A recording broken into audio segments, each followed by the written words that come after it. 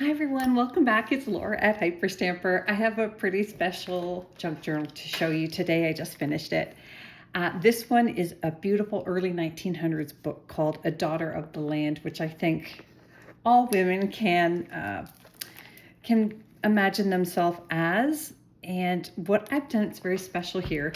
I recently acquired a huge box of vintage and antique quill pens, and this one is pretty spectacular, and it just matches the greens and the golds of these beautiful corn stalks here.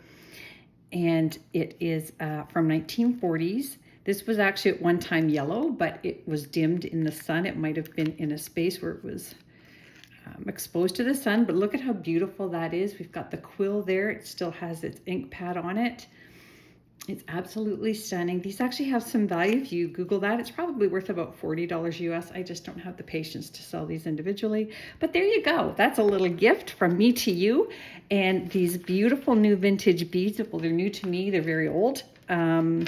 Just match the cover so beautifully. Look at the golds and coppers and greens there. Isn't that beautiful? So I'm very excited to show you inside here. Just going to remove this little ribbon trim here. And let's get started before I put it in my Etsy shop. And of course, as always, everything inside here is authentic, antique, and vintage ephemera. And I've got a lot of new things in here. I've got always the original pages of the book. And I love this first plate. Let me read it quickly. If I were you, I wouldn't worry about me, Robert. There are many women in the world willing to pay for your consideration. Save it for them. Isn't that awesome? An independent woman from the, let's see, I think it's 1917, 1918. Can you imagine? I love it. Nice blank first page there for your journaling. And then in this sweetheart pocket here, I've got an antique page with journaling. And I've got this wonderful 1930s postcard. Look at how beautiful that is. And that is Rome, Italy. Look at the beautiful cursive writing on the back. It's just a real special treasure. And then here's a 1937 5-year diary page that you can reuse. And then this is a fun 1968 game piece. Remember the game Funny Bones? So that's just a fun piece to have. This is a beautiful antique page here, and I just love the image here of the postage.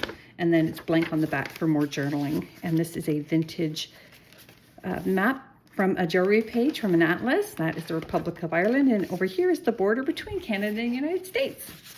So me and a lot of my friends in the US.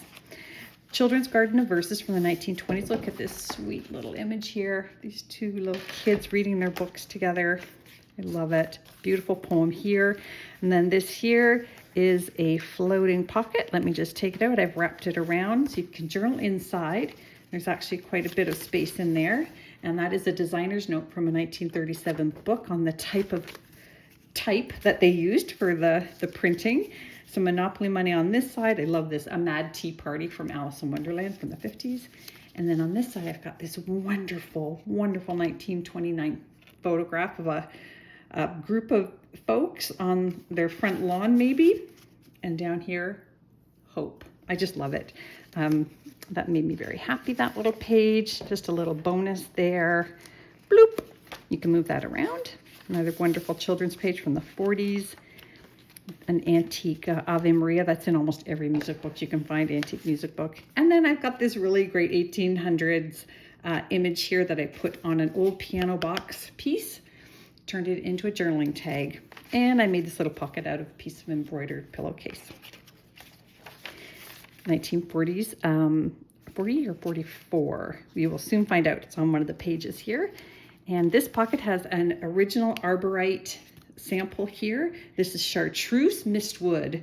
It's just a fun piece to have. They're quite rare. That's from the 40s. And then this is a beautiful 1957 piece here, or 59 maybe.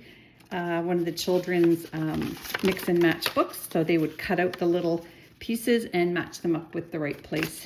Sorry if I'm out of camera. I'm not paying attention to what I'm doing.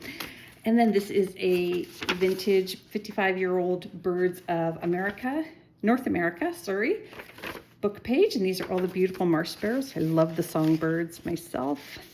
Put that there. And over here, I have another Alice in Wonderland, Tweedledee and Tweedledum. That is from 1925. And then this is from a Beatrix Potter book from the 30s. Look at how sweet that is. And then I've got a hand-typed research paper there from the 1800s, vintage unused index card. Another children's book page. And this is really cool. If I ever come across one of these, I will lose my mind. It's bottle cap crochet. So we would take old bottle caps and turn them into these little works of art. Pineapple hot plate. Is that cool? And this wonderful image here. This is from the 60s. Now, I have a bunch of little doilies that you'll see coming up in the next set of journals that they crochet around the rubber stopper of canning jars.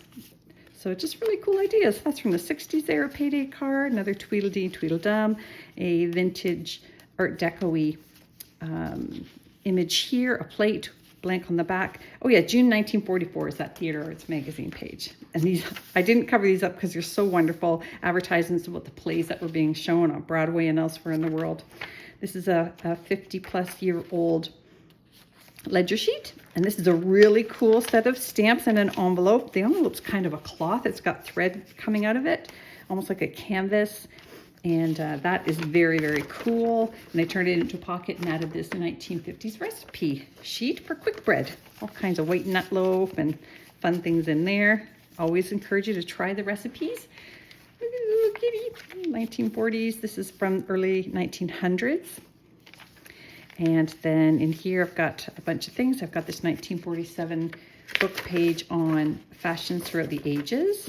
And that was a beautiful one. And then this is from the 1950s, just a bunch of advertisements that came out of a teen magazine. Kind of fun as well. And over here is a nature book page from the 50s. Isn't that beautiful? I love that thistle there. That's a common thistle. And then over here is a 1927 catalog page piece, and some more journaling space, children's book page. I love this wash day. That came out of a 1920s magazine. More ledger paper, 1951. Up one pair of stairs. And this is from a early 1900s book of poetry. It was a very elegant book. You can tell it's on glossy paper. That always means it was probably more expensive than most books, and it's just a most beautiful poem. So I'm going to start including more poetry in my books because it was so important in the 18 and 1900s, early 1900s. Beautiful, fun piece here. B is for banking. Great advertisement, vintage. And then this is a 1904 English garden page. And then in this pocket, I've got one of these antique library plates. This book belongs to kind of things. And then this is just another great blank antique page for journaling. And this beautiful robin page here out of a 1930s children's book. And this is just from a vintage book as well. Lots of journaling space on the back. And I put another hidden journaling spot up here with crochet trim. And this is from the 1950s. And this plate here is from the 1920s. A vintage pattern sheet. This came from that nature book I was telling you about earlier, and it's stuck in the glue. And I just left it ripped like this because I like it. You can still journal on the back, or you can put it somewhere in the journal as a embellishment.